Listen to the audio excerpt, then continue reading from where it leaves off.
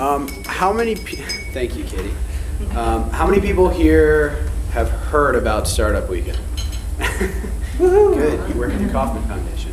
How many people have been to a Startup Weekend? Woohoo!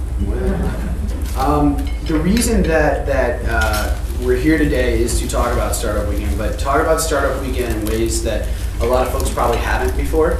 Generally when we're talking about them, we're lining them up with another program, we're mentioning them in the same breath, or we're talking about a grant that we're looking at giving. And so today what we want to do is kind of go back and start at the beginning and let everybody know what Startup Weekend is, kind of the genesis of it, how it's evolved, and I think you'll quickly see why we at the foundation find it so important, why it does align with a lot of our missions and where we're going. Marc Nager has flown in from Seattle to be with us today.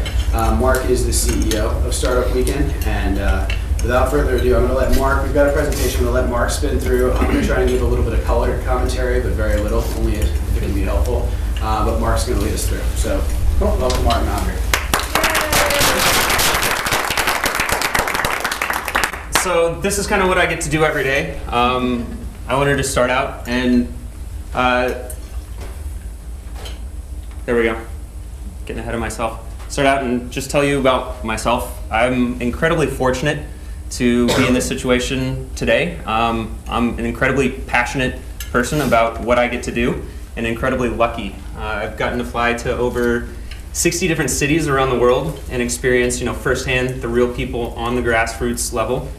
These are the people that are making the real change happen in their communities in terms of getting people out there, educating entrepreneurs, getting people to consider actually taking those first steps to starting a business. So, and that really all started with a crazy idea. I'll get into the story a little bit later. But I'm going to start by kind of setting the stage a little bit, tell you the history of Startup Weekend. How did we actually get through this? Because it's kind of a fun startup story that we get to hear a lot of, and many of you have heard more than enough entrepreneurial stories, but ours is no exception. The what? So what does an actual Startup Weekend look like? A lot of you, more than I expected, have actually been to a Startup Weekend, which is awesome. But really, what's from our perspective? What are we looking at, and what are we trying to engineer or not engineer? Which is a lot of the magic behind what we do. The who's actually behind the organization? What do we believe in? Where are we going? And the future. What are our next steps? What do we have in plan for the future? And I want to keep this a very kind of casual, open. If you have an idea, a question, a comment, please shoot your arm up. Nick will probably not be afraid to jump in at any time here. But this is a story you guys know better than anybody. And thanks to Kauffman, we have learned a tremendous amount of why what we're doing is so important. But it's pretty grim out there. Unemployment, underemployment, these are all serious problems that we're all trying to solve, or at least find potential solutions to. One of the biggest potential solutions right now is suggested to be startups. Obviously, this is a statistic that we get to quote over and over around the world. This is in a slide deck that's shown at every single Startup Weekend that goes on. So this is a message that we really try to help syndicate of what all of you do every single day here. But what really is a startup? Sometimes it's kind of like entrepreneur, startup. Those are two words that seem to be a little bit cliche. They're trendy, right? So making sure that we don't get lost in the meaning a little bit is something that we are always trying to dignify the term a little bit, if you will. But we have this formula that we kind of push, or this is our view of the world, that it's not just an idea, but it's a team. A team consists of entrepreneurs, multiple people, right? And they're mutually exclusive. They have to both be present, otherwise you don't actually have a startup. You can have a team with no idea, that's not a startup. You can have an idea with no team, in my mind, that's not a startup. You must have an idea and a team in search of a business model, that's a startup. So let's dive a little bit more into the team and the entrepreneurs. What is an entrepreneur? An entrepreneur is not somebody that talks about taking risk. An entrepreneur is not somebody that signs up to be in an educational program. Entrepreneur is somebody who has actually taken the jump. Again, this is another one of those terms that, especially on like the marketing, I'm probably more guilty than anybody but it's the way we communicate about what we all do on a daily basis, right? But we're trying to really shift the conversation when we use this term to be really intentional about how it's used, and making sure that we're identifying entrepreneurs as the people who have actually taken that risk, who have felt it. Whether they've succeeded or failed, it doesn't matter, but they have to have made that jump at some point. Because it's not easy. It's hard, right? We all know the statistics. You're gonna fail, most likely, as a first-time entrepreneur. Average entrepreneurs fail 7 times before they have the success, right? So it's cool, it's great. We talk about everybody should be an entrepreneur. One of the best things that actually comes out of Startup Weekend is a lot of people can walk away saying, you know what, entrepreneurship's not for me entirely, or maybe I don't want to be the entrepreneur, I want to be the first employee. I want to help an entrepreneur because I may be a little bit more risk averse as an entrepreneur, or I may actually just prefer a little bit more security. That's okay, but that's one of those self-identity learnings that we can help people figure out about themselves. And so, where do entrepreneurs actually come from? This is a little bit of a rough sketch of the model that we've really developed. This is our perspective of the evolutionary journey. And again, this is something we all see, but it starts sometime. You get inspired, whether it's your mom, your dad, a professor, a friend. You see somebody that makes it look interesting. I'd love to work for myself, or I'd love to create something new. I have an idea that I'd like to do something with. So just understanding that's even an option is really the first starting point. And then actually going out and figuring out, all right, I'm interested in this, so now I'm going to take a little bit of an effort to figure out who else is interested in this. You kind of have to find your tribe, right? Because as an early stage entrepreneur, you feel like you're nuts. Why? Because you're not going to make any money. Everybody tells you your idea is crazy and that you should just go get a real job. But you have to identify with the other people who are facing that as well. You have to find your tribe in order to find the resources that are really going to help you get to the point where you could actually start a company one day.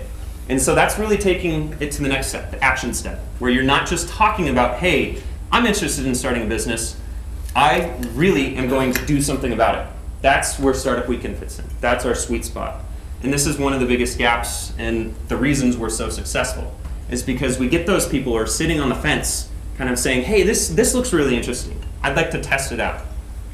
And we get them to come out and feel it, taste it, not just sit and learn about it, but hold it in their hands, experience, ask the questions, see the problems, feel the pain that it might come. And then if you actually find a team and you actually have a halfway, potentially good idea, you might be a startup. You might make it to the startup phase. And then as a startup, once you find a business model, then you're actually ready to scale. And again, we're all in this because we want to hopefully help create some of the next big businesses, right? The ones that are going to have a real impact on our communities, our neighbors, and the world around us.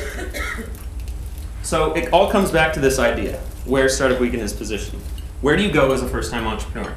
I can go online, I can watch TED Talks, I kind of get discovered, I get inspired to learn more about this. But where do you go physically in your community to figure that out? Well, I, as a first-time entrepreneur, this is my experience, I went to the SBA office, I went to the SCORE office, and then I went to Startup Weekend. I found the first two anything but helpful, but I walked away from Startup Weekend saying, oh my gosh, I start to understand a little bit of the core components of what it takes to actually start a business. And you think about what really drives a person to want to learn more about this, right? It's the skill set. We all either went to school, high school, or learned about it in some facet, and you kind of learn what you're good at versus what you're trained to do and what you can actually make money doing. Because the intersection of those is a really hard place to find for a lot of us. But that's really the goal that we're all trying to achieve. And that's something that Kauffman has helped prove as well, and something we firmly believe in, is that we can help people learn how to become entrepreneurs. We can help people figure out where that intersection is in their life and what kind of constraints and components and things that you can do around you to help get there. So, the history. How did it all start for us? Well, it wasn't actually started by us, being Clint Nelson and myself, and Frank Neuergott, but it was started by Andrew Hyde. He was a community manager, or I guess a self-appointed community manager for Techstars They're an early stage accelerator in Boulder, Colorado. And he went to David Cohen and Brad Feld and he said, you guys need a community manager. And they said, no, not right now, but you're welcome to hang out here. So he was an incredibly creative guy, and he put his desk right at the front door. And people started coming up to him and saying, hey, I've got this idea, and I heard about Techstars. How do I get more involved? That became the place to go if you had an idea or you wanted to experience what this startup fever was that was starting to spread. And Andrew had the idea, let's get all my friends together, and let's just hang out for a weekend. Let's let everybody share their ideas. Then we're going to pick one of the ideas, and then I'm going to take an equity stake in the resulting company for throwing this great party over the weekend.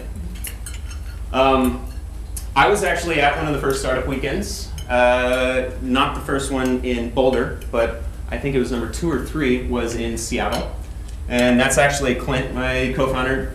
And the idea that was pitched was Skillbit by my roommate at the time. And it was a great experience, but 100 people in a room came together. We selected one idea, and it came down to essentially on Sunday night we had about 25 people still in the room. You can imagine the issues with 25 people fighting over IP of this idea that had only been baked for less than 54 hours, right? So the model was great though. It really started to take off, and this whole notion of tasting and experimenting with entrepreneurship caught on fire. And but the model started to open up. With a friendly letter from one of the SEC attorneys, Andrew ended up opening up the model and dropping the whole IP thing, because not only if you start to think about how many pieces of paper you have to shuffle around to manage that type of thing, but just what was intrinsically great about the model of Startup Weekend started to shine. And that's what I walked away with. Didn't go to the SBA, didn't go to the SCORE office. I walked away from Startup Weekend with the skills and a lot better understanding of what it took to start a real business because of that experience. And Clint and I ended up on a road trip. We were essentially, we had both, Clint had lost his job like 6 months before, and he was working on a startup. I had lost my job in January and done a spin out and was working with clients like in Qatar to keep bread on the table at least. And then in May was on a random road trip on my way to Denver with Clint, and we stopped by, we said hi to Andrew, and we said, hey, we've got all these great ideas for this amazing thing called Startup Weekend. And he was exhausted. He essentially gave us the keys, kind of said, yeah. If you want to go do these ideas, go for it. So empowered us to really run with it. We ran. We realized that it wasn't quite sufficient, and so we started experimenting. We started doing all these startup weekends ourselves, actually hosting them. At the very first one I did, I met Frank. He's from Paris, and he was out on a vacation trying to figure out how he could finagle his way around the laws to become and get a visa in the US. So he had set up a bank account, trying to hire himself back with 150 grand in it and a whole mess, but that's another issue we can get into, right?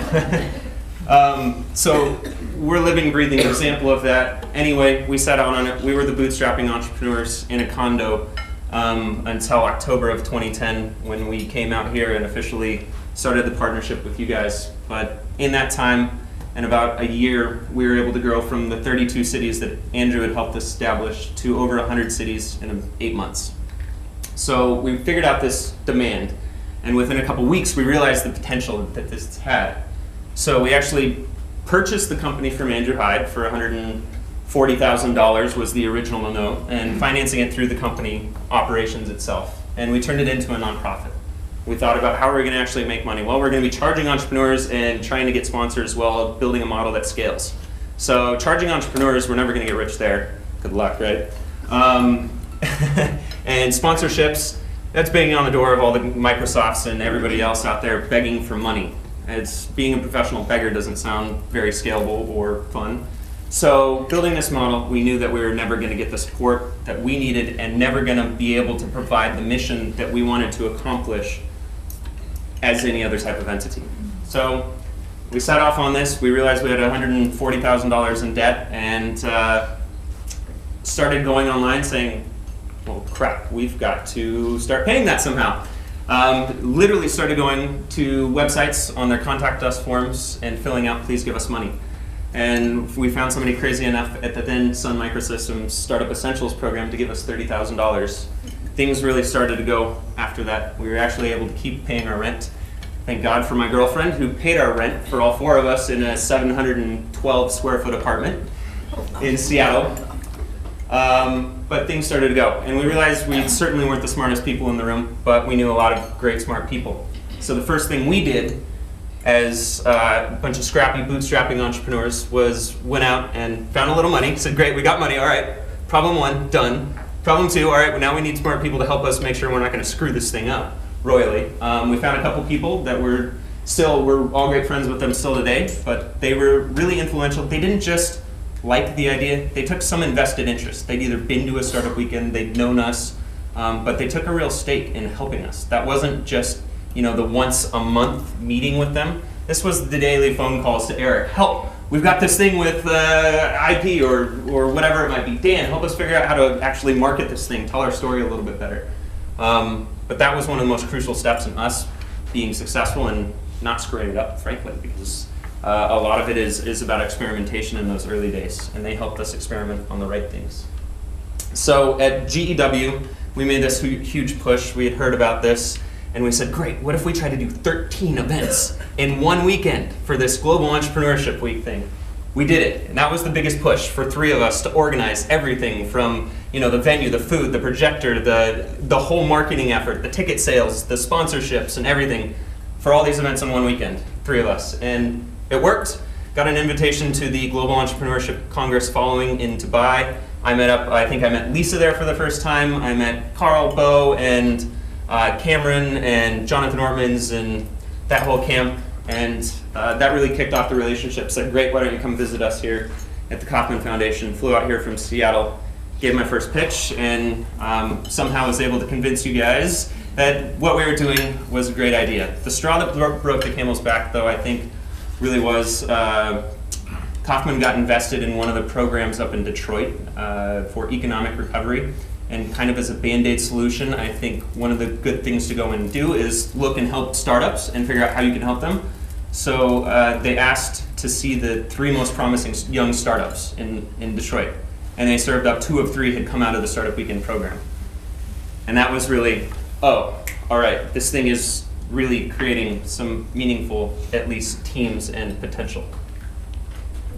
So, the what? Now, half of you have been through Startup Weekend, but here's our perspective. It really comes down to that no talk, all action slogan, right? You felt it if you're there. We do a little bit of talking, so it's not no talk, but it's a great slogan, right?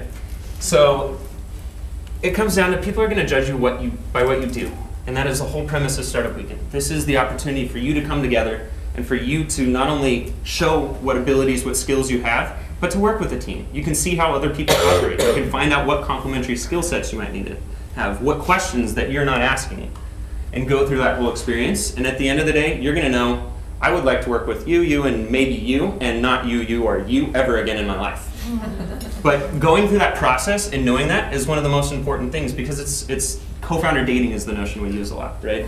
Because starting a business is finding your co-founder is just as important as finding your spouse, because you're going to be spending more time with these people than you are your spouse.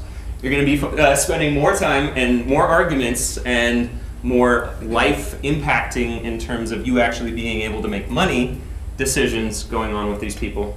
So having some experience, more than just picking them up at a bar one night or a speed dating contest, is a very important value that we have. And the best way to do that is to spend time with them and see what they're actually capable of. So the basics of the Startup Weekend event itself, obviously 54 hours. It is 100% driven now by local community leaders. We rely on organizers from around the world that come to us and say, we would like you to help us organize a Startup Weekend. We require them to go to one Startup Weekend as an attendee before they're allowed to actually put on a Startup Weekend in whatever city they were in. That's what allowed us to scale so fast while maintaining a level of quality. At each Startup Weekend, for those of you who don't know, you'll have between 10 and 20, really. It's an average of about 15 teams coming out of every single Startup Weekend. It starts on a Friday night, and you actually get 60 seconds to pitch. Then you'll form teams. Maybe about half the room will actually pitch, so imagine 50 ideas getting whittled down then to 15 that then go on to actually present on Sunday night. The average age, this is a common misconception. It's not just young kids out there coming out of school. It's generally working professionals, average age of 32 years old. These are the people sitting in a cubicle at Microsoft banging their head against the wall because they know they have a better solution to the problems that they're trying to solve every single day. And that's really the power of it, because these are serial entrepreneurs as well as the first-time entrepreneurs. But a lot of them don't know where to go to start because they're afraid of moonlighting policies or any other barriers that we might put up in the way to actually go there. The cost generally between $75 and $100 depending on the market, and that's really set to pay for the ticket sales or for the 7 meals and drinks that we provide. So very reasonable, but that also is very important. We experimented with the price a lot. But if you have a free event, you sell 100 tickets for free, you're going to have 20 people show up. How's that for organizing? Good luck. You can't plan for that. And it also, you get a lot of people that are wishy-washy. You want to know that if you're going to dedicate a weekend of your life to a program like this, that you're going to have people serious about this. So it also sets that bar. We really want to be the first place entrepreneurs go when they have an idea, that first stop. In order to kind of illustrate the whole idea of what Startup Weekend is, there's an awesome trailer that was put out based on a Startup Weekend in Toronto. I wanted to share that with you guys, just so you could get a taste for what it looks like. Kids these days, they don't know your limits, man. Instead of getting a job, I'm just gonna do a startup and maybe I'll make tons of money. I'll build the next Facebook. I mean, I think everyone has ideas. I think everyone, to some degree, is an innovator. But an entrepreneur is a person who takes that idea and acts upon it and tries to execute upon it. So I have lots of ideas. That's the problem, I think, with most people. Startup Weekend is basically take your idea and turn it into action. And then at the end of the weekend, you pitch to a panel of judges who have either venture background, startup background. It's either make it really well, pretty rich, or I'm just gonna be broke my whole life. It's a whirlwind, that's for sure. Entrepreneurship is surely a whirlwind, like no other. It comes with the highest highs and lowest lows. Things have changed. 2 or 3 guys with like a few $100 or $1,000 can go out there and build a product that can then turn out $1 billion company.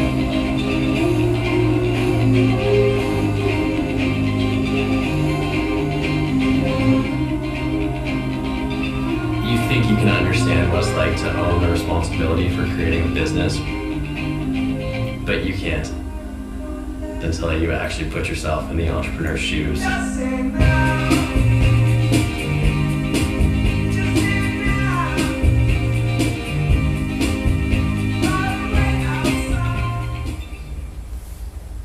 So that was actually a small startup out of Toronto. They hadn't done any projects before, but they decided to Startup Weekend. They came to Startup Weekend. This was their startup project and their launching platform. I'm really happy to say that after they did this pilot for us, they've got more work than they could ever imagine of having come in the door in just the first few months. And they also put together, I can show it at the end, there's a full 15-minute film that actually tracks 3 of the teams, the entrepreneurs that came in from Friday night to Sunday night. Really compelling, I can show it later. But just a great story all around, kind of a good testament to what we're doing. So you got the gist. You come, you can share your idea. The better that you can articulate your idea, the better the more validation you have behind the idea itself, the more attractive you are going to be to potential co-founders. And the more attractive you're going to be, the better team you're going to form. You're going to find the right skill sets. If you're a business person looking for developers aren't just going to go for the person that's spouting off random ideas, right? They want somebody that's going to be educated, that they know can help them build a real business. Then you actually sit down, you work for the weekend. We have coaches come in, actually work with the teams. And the goal is by the end of the weekend, you have something that you could actually take to market or at least prototype to show the viability of the idea. And again, a lot of the learning can sometimes come from this idea wasn't valuable. Because walking out of that door and knowing that your idea that you've been sitting on for a year and spending your mother and your grandparents' money on, to know that you should stop doing that is sometimes the best lesson that anybody can learn, right? So it all comes down to that pitch. 60 seconds. That's one of the things we're really focused on, helping people learn how to do, actually convey their ideas well.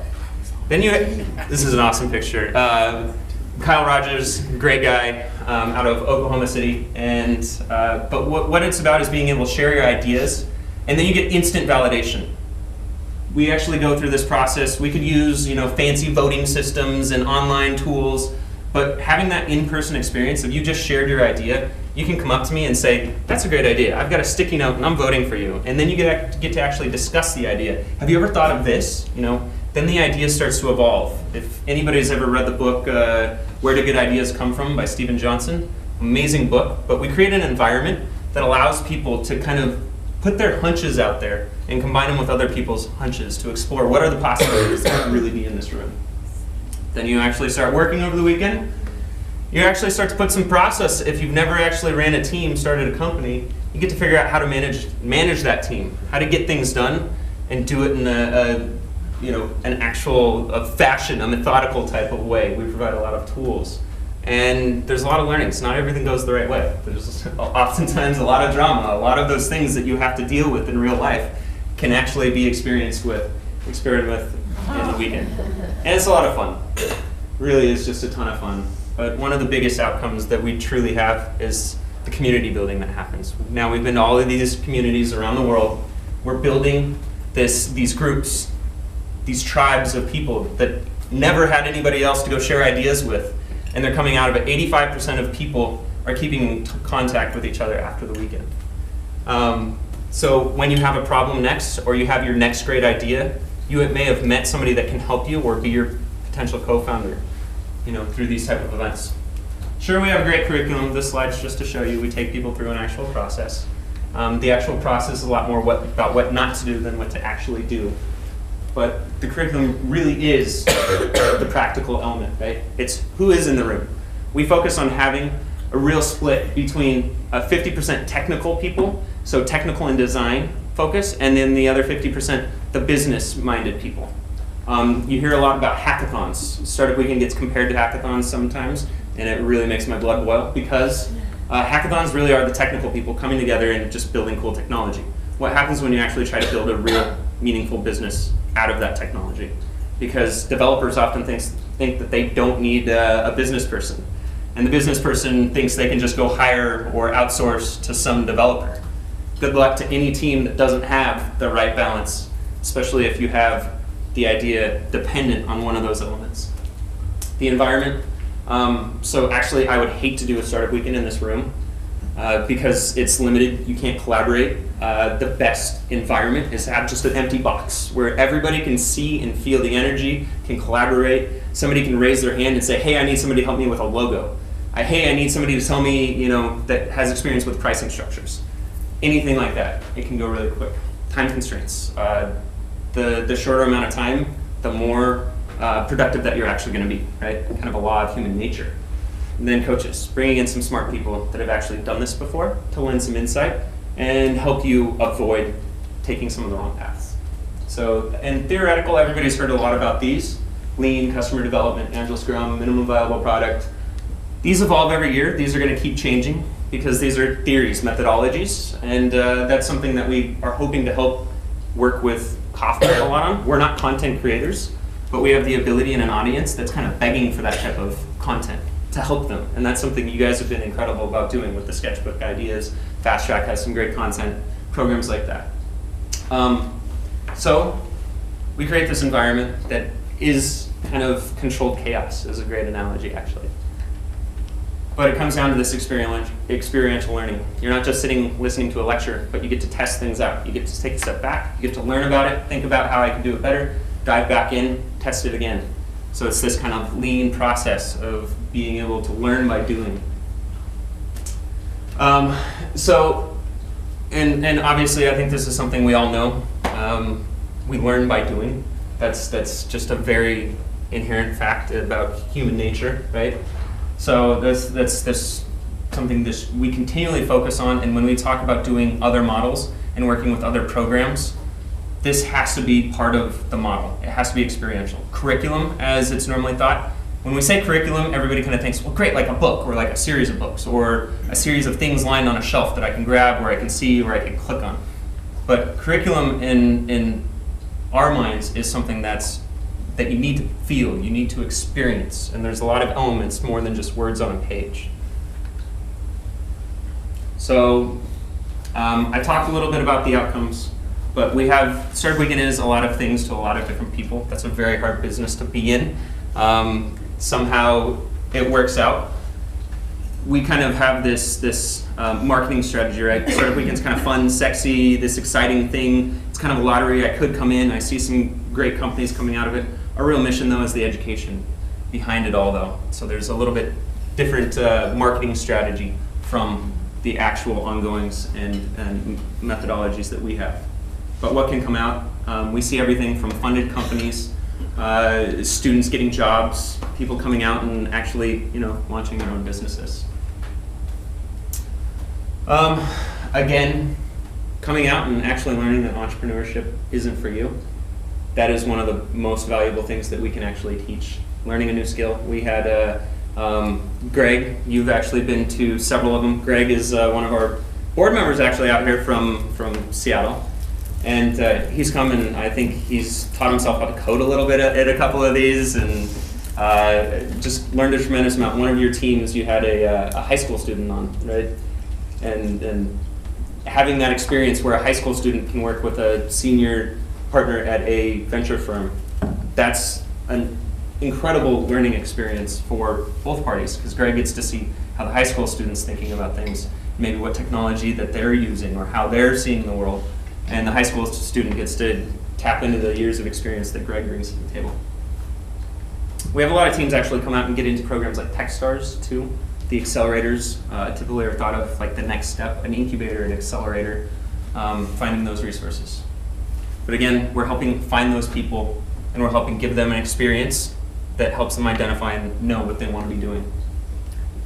Our real mission and what we're working, this is something incredibly hard to do, as you well know, but actually tracking what impact any one of the programs that you might do and we do have on an entrepreneur after they leave on Sunday morning is incredibly difficult.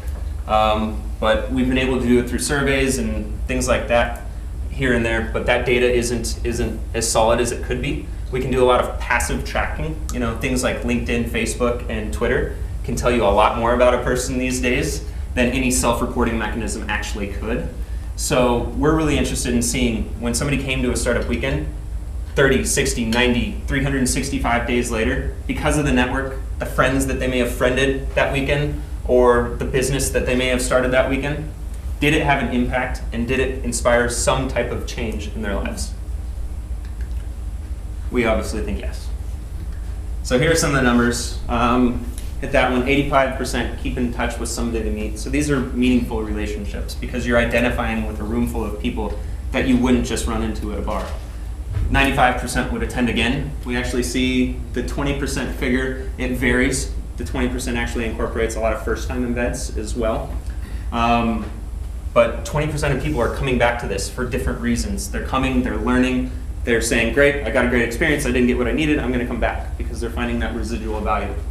And about 30% are still active more than 3 months after the event. So a third of these teams coming out, I kind of liken it to some people play basketball once a week, some people do startups once a week, and we're helping kind of foster and get those people up and running to do that. And then we actually have the outcome of about 9% are either funded, generating revenue, something enough to create it a full-time job for themselves. So actually that ended up, what we actually came in originally and pitched to Kauffman was when we started we were saying we could do about 46 events. We had done 46 events. We thought we could do about 100 events. And then in 3 years, we thought we could do 175 events and get 12,000 attendees. Just in 2011 alone, we've really shattered those. 21,000 people just in 2011, 202 cities the program's in now, 260 events that we actually got done last year. Over almost 3,000 teams came out of these 67 countries, and the jobs created one is, again, a really hard one for us. I could probably point to 3 or 4 companies, and it's more than 100 jobs. But this is a statistic that's subjective, and we want to get a lot more scientific and intentional about how we can actually track that and follow that job creation, but we know it's having a real impact. So you can kind of see our growth curve. You see the two big spikes there. Those are both GEW. This year we had 67 events for our GEW efforts. And the teams are everywhere that are coming out of these. The people of the teams, they're getting funded, they're on TechCrunch. We're getting about 1 million views on our website last year, 1 million uniques, and people are spending an average of almost a little over 2.5 minutes on our website whenever they're coming. But they're everywhere. They're in the incubators, the accelerators, the top names, the top companies. PayPad was an idea that was launched at PayPal. That's one of the integral ideas now, and it's they're going to be rolling it out soon, but the actual payment platform on your iPad. So ideas like this are happening not just in the consumer market, but they're happening inside real companies as well. So great. Is Startup Weekend all about tech? Yes, that's probably the easiest thing to jump to. But any business these days requires some kind of technical facet, right? If you're going to create I have a great story from Grand Rapids, Michigan, where an entrepreneur had this idea, gamertainment. So wanted to create furniture, for the gamer's kind of lifestyle. So he was able to come together, build a design, get validation, get a website, get plenty of people on Facebook to like it, people to tweet about it, people to fill out surveys, validation for his idea that he then took on Saturday evening to one of the local furniture manufacturers who obviously had excess room on his supply line to say that he was going to help prototype the first few designs for free because he had that validation and he was able to connect with his consumers instantly with a new weekend. So we're kind of taking this energy and we're putting it into verticals, not just technology, but technology is often one of the facets and fundamental building blocks.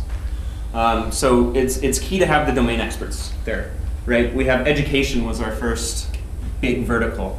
Gates Foundation gave us $250,000 to launch this and to focus really on how can we get educators and professors and the like to come in and really define the problem sets that they feel inside the classroom every single day and present this to the regular Startup Weekend community. A bunch of entrepreneurs, how can you help me? Because education, we've all been through the education system. We've all felt the pain points and we all have ideas of probably how to help.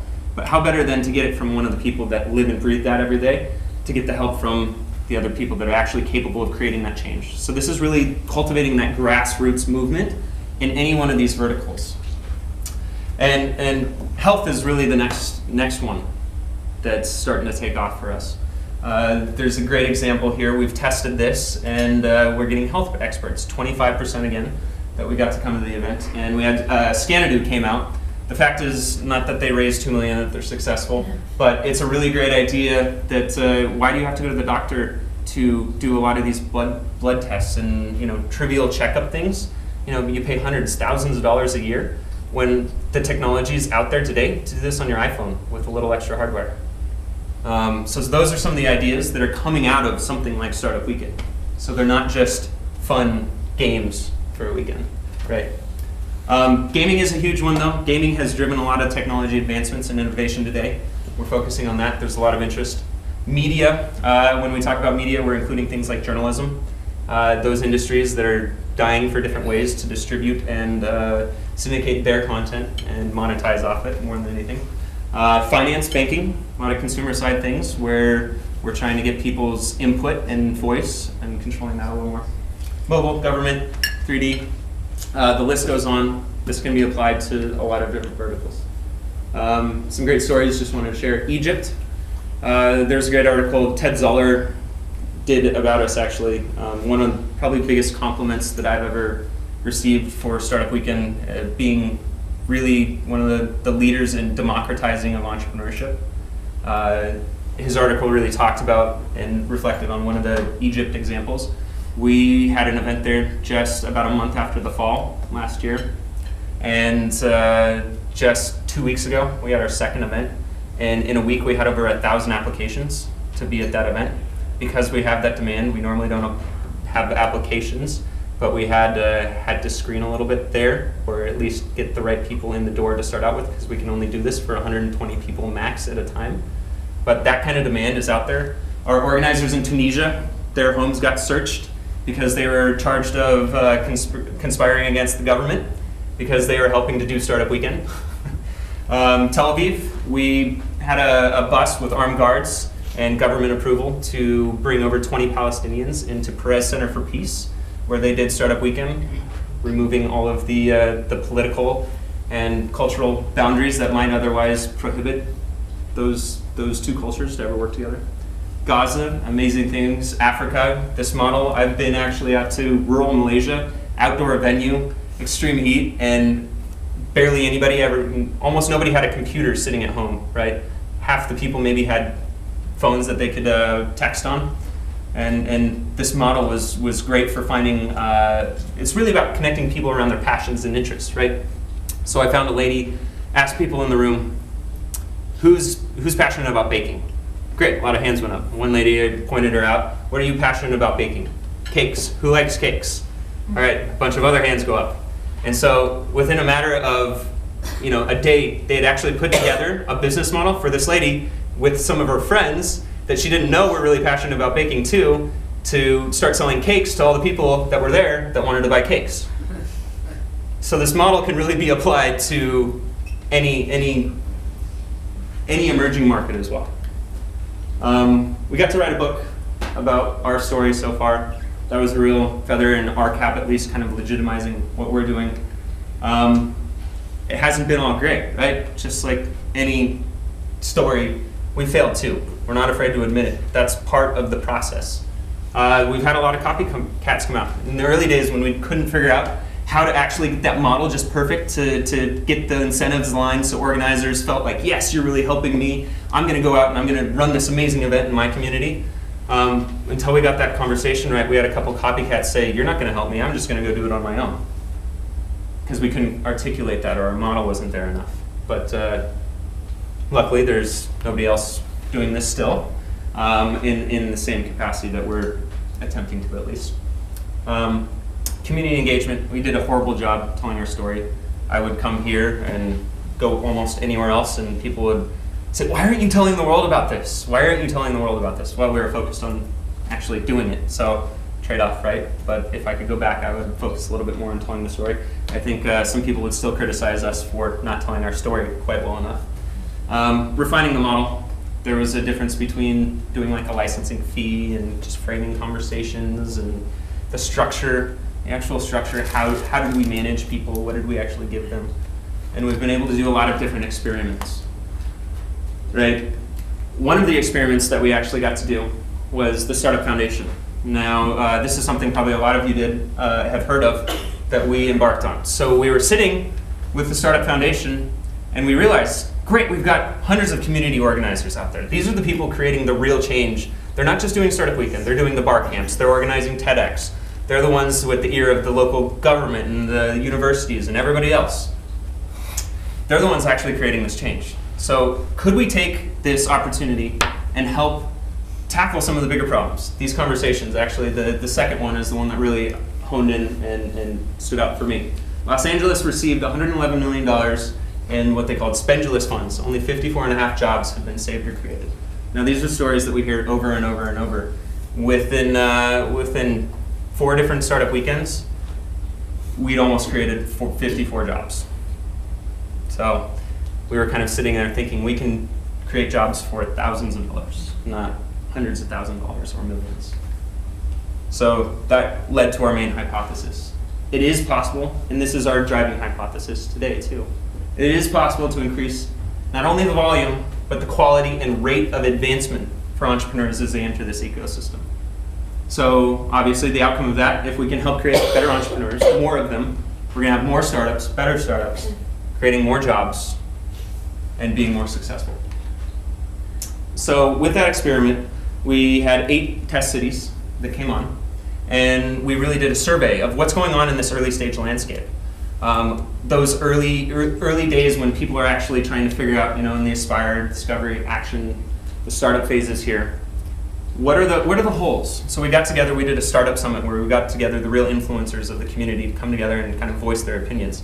Most of these influencers are already like the A-type personalities, right? So they're working on the things that they think are going to help the community, and they're going 100 miles an hour in one direction. and they don't realize that other people in the same community want to solve the same problem, but they're going in the other direction. So just helping influence that conversation to be a more holistic one, and helping people drive towards what are the possible solutions to these problems that we can all work together on. And that's what we identified. We identified 38 different things in these 8 cities that all of these influencers were interested in helping with. And what we thought we could do was really start to identify what are the trends, what are these problems that we're seeing over and over again, and what are the solutions. So we went out and we actually tested with these solutions as proposed. So a lot of, and the biggest learning, we walked away and we said, a lot of these solutions that were starting to be implemented, they were solving the same problems and they started to look the same. They called them something else and they adapted them in each local community very differently. And we said, wow, we can really package these and we can almost build a product portfolio. When we identify problems, we can help address those. But we got to this point where we created this process of actually being able to learn how to do that research in this early stage community. We could identify who were the true influencers, not the people with the biggest microphones saying that they're creating most change. Identified those problems, and we inspired and stirred up a huge conversation around this ecosystem building, this community building. And we came out with the 2 core programs of which we really honed in on was a thread between almost all of these problems, was directly relevant to our core competency, Startup Weekend. And the result was these pre-weekend events. If we could help people before a startup weekend learn the basics about sharing an idea, building a team, what are the buzzwords, those methodologies, those technical, lean, Scrum, Agile. Can we prep people so that when they come to experience a startup weekend, they're more likely to succeed? And we thought it would be successful, but the results were incredible. 95+% of the people that came to these were the ones standing up presenting on Sunday evening. So the increase of quality not only raised the quality of the Startup Weekend event, but the experience for these entrepreneurs as well. And then the post-event, SW Next, self-branded. Very obvious, right? But what happens when you come kind of randomly, organically, get to know a bunch of people in a room, and you build a company for a weekend. Maybe 3 of you on this 8-person team actually could or should go on to start a business. What do you do? What are the support structures we can put in place to help those people after the weekend? And so we experimented, we found a lot of great ways. But we had continual assumptions, and we went through the process. We did a couple pivots, is the term now, right? To figure out how we can develop these hypotheses, test them, and learn from them. So we got to the decision point. We packaged these in the pre, the post, the startup summits, and a couple other programs. And we really found out that once we had these packaged and delivered, we didn't have to pay people to do them anymore. That's what the whole project was in the beginning. We were going to pay people to go do these for us. Just like the Startup Weekend model, if we can help people, give them a model and a support structure, they'll do it as volunteers. So we can leverage our entire volunteer base to not have to pay for it and do it for free. What a great business decision, right? Obviously a very hard decision for us to make, but it turned out, and now we've essentially rolled in what all these different names were for these programs into Startup Weekend itself. So a lot of lessons here. I don't need to dive into them, but a lot of these hypotheses, first 3 that you can see there, we essentially proved false. We were wrong. That's just fine. But I'd like to think that we were able to step back and learn from that and prove a couple right as well, and figure out what we're going to be doing next. So before I get into the next too much, I wanted to paint a picture for who's behind this organization. It's not just me, but one of the things I've been blessed with the most is being able to build an amazing team up in Seattle. We went from 3 guys in a condo. We're now a team of 12, and we still run very, very lean. Ask anybody, I'm pretty cheap. The Startup Weekend core team, there's us at a photo shoot, and over 1,000 volunteers. So this isn't just 12 people in Seattle either. These are thousands of volunteers around the world reaching out to us from Mongolia, Malaysia, Egypt, Tel Aviv, that want to take part in this, want to be a part of this. They believe in the greater mission here, and we are enabling platform, empowering them, hopefully helping them to build greater things. So we also have a vision. We believe in a few things, right? but we really believe that we can be the world's single largest starting point, that source for new entrepreneurs that have the ability to go out and build the next creative, meaningful, innovative businesses. So again, where do you go with that idea? Sure, you can go online, you can get all that research, but where do you go in your local community? Chamber of Commerce? Well, not really, but Startup Weekend really is, no matter what your idea might be, a great place for you to go and get that validation, that starting point. Obviously, we have a model, we have a way of looking at the world. Is it 100% correct? Absolutely not. No model is, right? But it has done amazing things in terms of influencing the vocabulary and the discussions going on in communities around the world. It's helping people realize the role that they play in their communities as a more holistic approach, right? There's a lot of different players in all of these steps, and understanding how you fit into this allows everybody to have more productive conversations.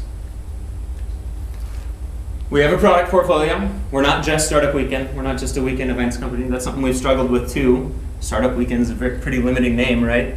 But we're doing all these other programs as well. I talked about all of them. The SO Summit was an event we did last year. We brought about 100 of our organizers from around the world, kind of like the Global Entrepreneurship Congress for GEW. We brought them all here and did workshops and had fun. Everybody got to meet each other, but we really enforced the the vision, the mission, and set these guys out with some tools to be more effective in their communities. The how to win, it's a whole nother, I can get into all these later if you have questions. We have a hypothesis. Back to this hypothesis. It is possible, we think, to increase the volume, quality, and rate of advancement for entrepreneurs. We have opinions. We've learned a lot through this, and we've developed some opinions about the right ways to approach it and the wrong ways to approach it. Funding does not equal success. So often, a lot of the models out there and programs out there are really designed to help entrepreneurs. As an entrepreneur, the first thing that you go ask in Malaysia, how do you start a business? Well, I need money. No, you don't.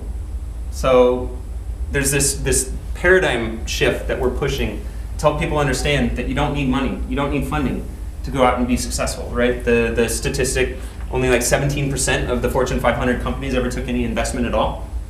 And when you go out and you actually survey these entrepreneurs, these early stage entrepreneurs, and you ask them, how do you be successful? Money is like the number one thing. That's also the number one problem that they say in their communities, is that we don't have access to funding. I agree that there's some levels to that. But at the early stages, I think it's a lot about educating the people with money, too. So you have investors, imagine Detroit, where you have a lot of investors who made their money in the auto industry. And now they're excited, they're sitting on their cash, and they'd like to get back into the startup world because they had a business that was a manufacturing parts supplier to Ford back in the day. Having them actually come to a startup weekend, and you watch the experience that they get to go through, even if they were in startups 5 years ago. It's drastically different today in terms of what it takes to actually get a company up and running, and giving them that learning by doing experience, not just for the entrepreneur, but for the people with money. And we see the result of this to be the real relationships and a lot of the funding models starting to change, the more we can connect the top of the ecosystem with the bottom of the ecosystem. Team's greater than the idea. I would give my money and any time and effort that I have to a great team and a shitty idea any day over an amazing idea and a horrible team.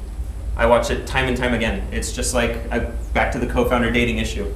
And you look at a lot of the accelerators too, these programs, they would rather have teams, good teams come in with the right skill sets, the right answering the right questions. Does your spouse support you? What are you doing this for? Are you in it here to make $1 million or to change the world? Those are two very different things, and if you don't have these conversations as a team at the early stage, it doesn't matter how good your idea is.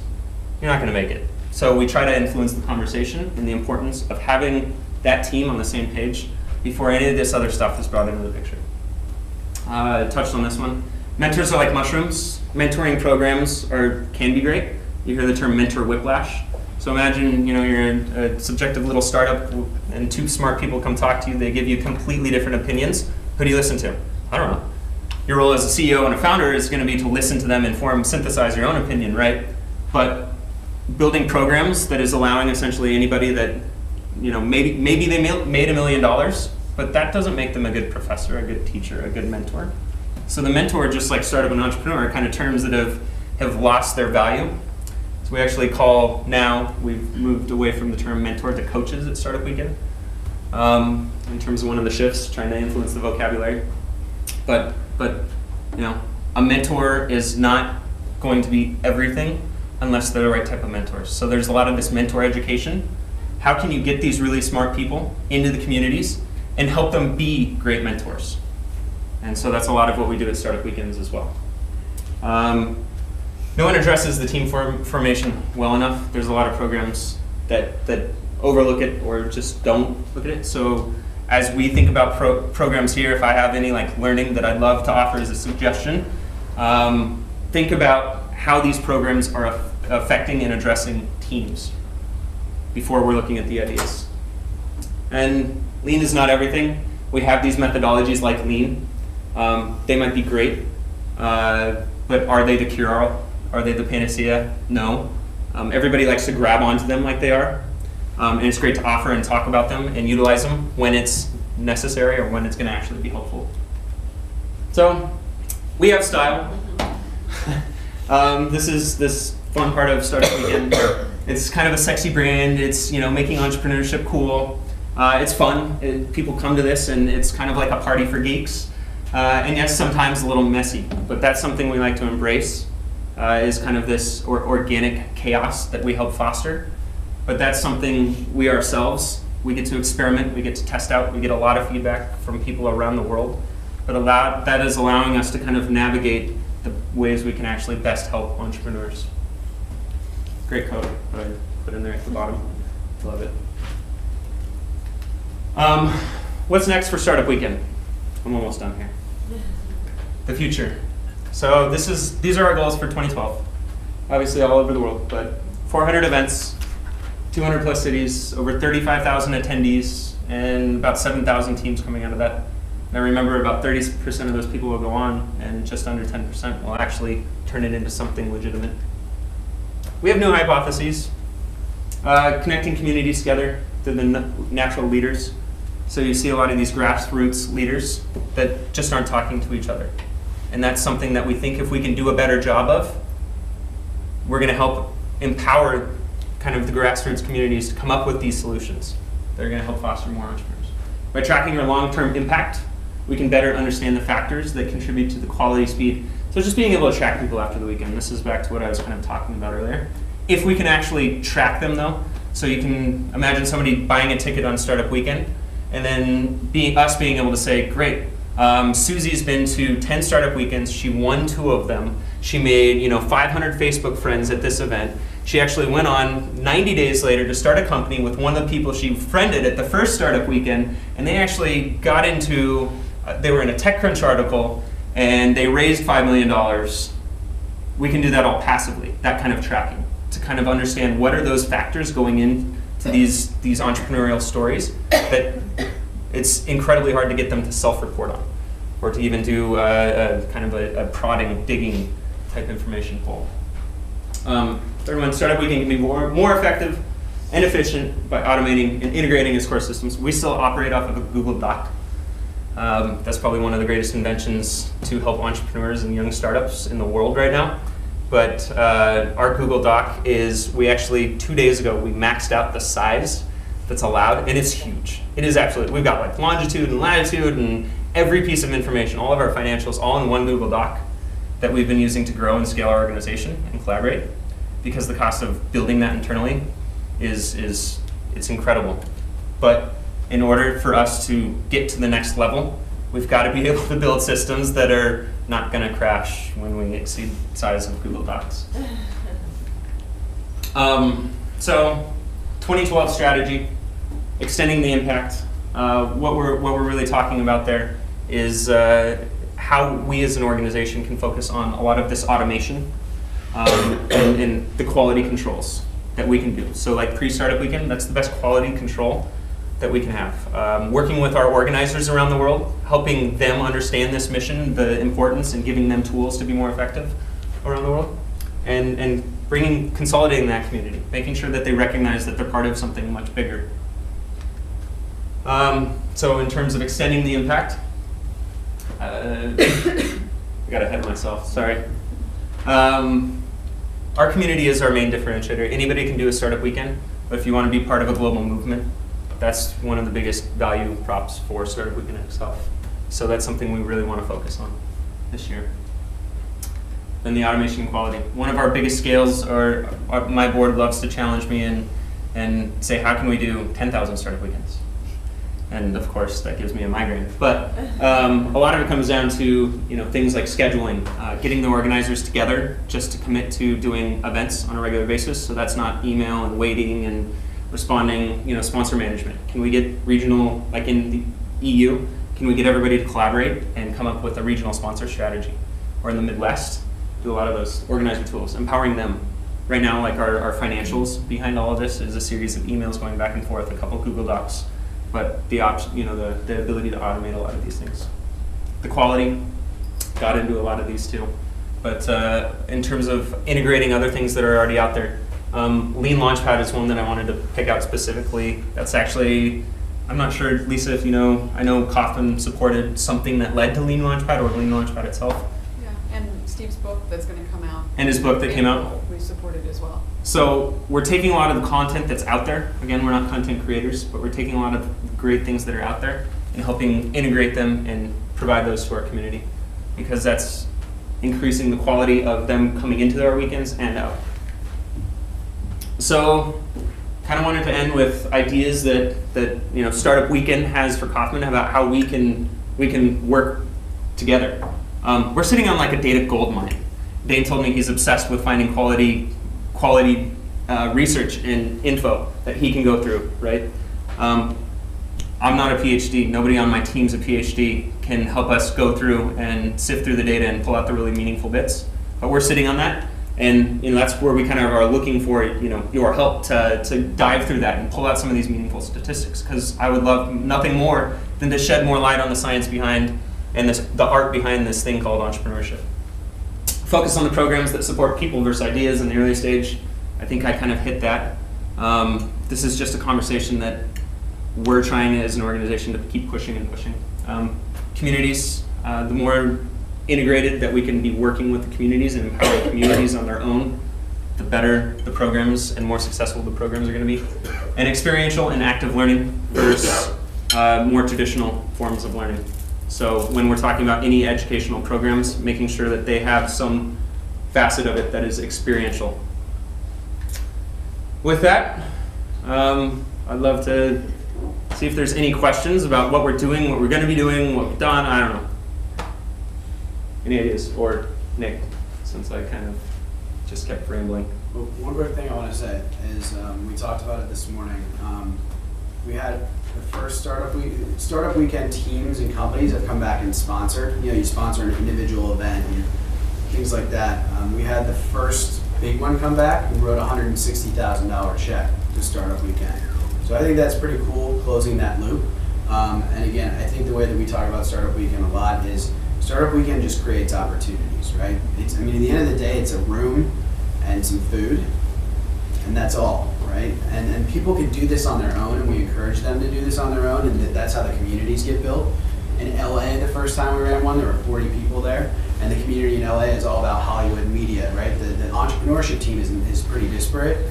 Now 120 tickets sell out in 10 minutes, and they run 10 events a year, something like that. So we watch communities get built, and we watch them get empowered, and we watch them take kind of their own destiny as individuals, as companies, and as communities into their own hands. But to just watch one company come out of this, a team come together, build, and then come back and start plowing into what they consider was a catalyst for changing their lives. I think that's meaningful as an organization. And from Kauffman's standpoint, knowing that some of our partners are doing that and changing their communities, and now, as Mr. K did, investing in the next group that's going to do that. I mean, that right there, they're emulating Mr. Kauffman, and I thought that was pretty cool.